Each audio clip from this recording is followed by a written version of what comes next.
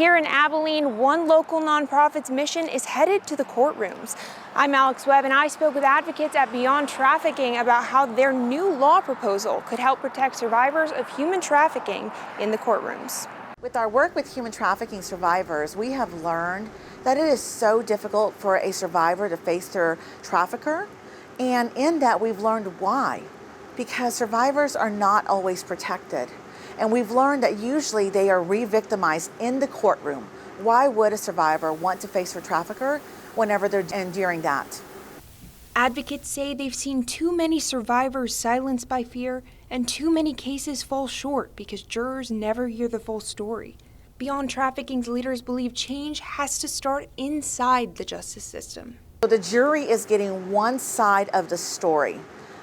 They're not hearing what happens when a victim has been a part of trafficking. They're not hearing the trauma. They're not hearing all of the things that go with that. And so that was why we decided to create this bill. The proposed legislation would require that any time a human trafficking survivor testifies, a court-approved trauma expert would also take the stand to help explain the behaviors and responses that can come from severe trauma. We see a lot of victim blaming in the courtrooms.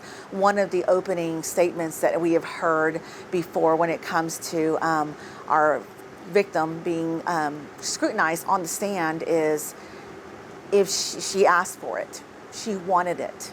Advocates say it's comments like these that reinforce stigma and ignorance, making it harder for jurors to understand the complexity of a trafficking survivor's experience. For people in the community who haven't experienced human trafficking firsthand, these pages might not look like much.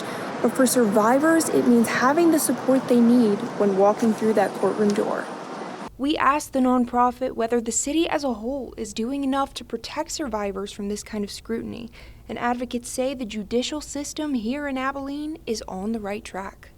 I'm really excited that our judges and our district attorneys are ready to stand up for this fight, and so it makes me a proud member of Abilene, Texas, and that we are saying, no, you cannot bring this here to our city. For advocates at Beyond Trafficking, they're hopeful that they can get this bill approved within the next year.